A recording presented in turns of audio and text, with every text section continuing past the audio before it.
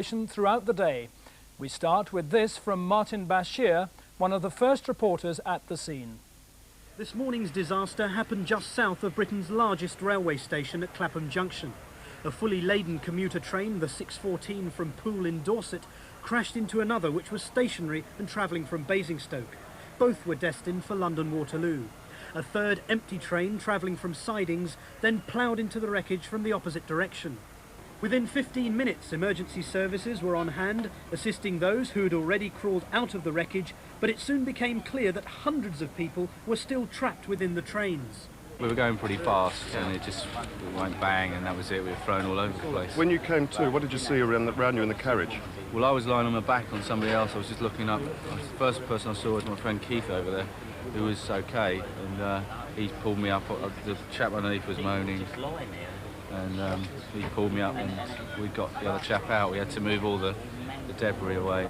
And most people stayed on the train, and then a few people sort of open carriages jumped off to try to find out what's going on, see if we could help other people. But the train was all piled up on the embankment, so you couldn't go through anyway. So then a few of us went up to the road and were trying to get the passers-by to clear cars and things to let the ambulances through. As pupils from nearby Emmanuel School offered refreshments to those at the scene, the full horror of this tragedy began to unfold as bodies were lifted from the depths of the mangled trains. The London Fire Brigade, using every available piece of technology, from heat-seeking equipment to steel-cutting machinery, were assisted by over 50 ambulance crews from as far afield as Cambridgeshire and Sussex. That we have good access here from this triangle site. It is daylight, which helps us, but of course the downside of that is that we have to penetrate tangled, massive wreckage, effect an entry into the coaches, to release those who were able to walk, and then to concentrate on those who are trapped, injured, and that is what's going on. The movement of equipment down there, cutting equipment, hydraulic, spreading equipment, first aid, medical teams. In the helicopter above is one of my officers looking from an aerial view to see that, how we can determine the best approach for the coaches that are in fact compressed onto the embankment.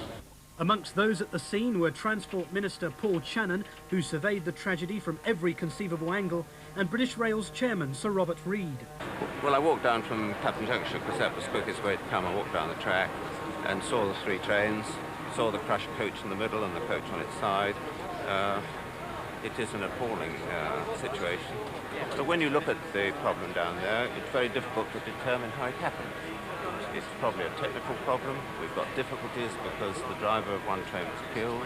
He can't give us any evidence. And we'll have to sift through all the evidence we can find to determine the cause.